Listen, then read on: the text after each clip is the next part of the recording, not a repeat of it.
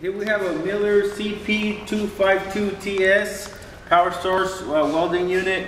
We got it hooked up to 200 volt 3-phase power. You can change the voltage to 230 volt 3-phase or 440 volt 3-phase in the back, and I'll show you that. It's right back here.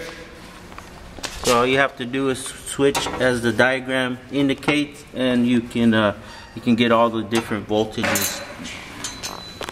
And so right now we called Miller, and they said if we jump pin A and B on the R8 connector, we'll be able to weld. Otherwise, you're gonna need the wire welder that plugs in there. Or you could just jump it and use it as a welding unit solely. So we'll go ahead and do a little test weld so you can see that it does work. Oh.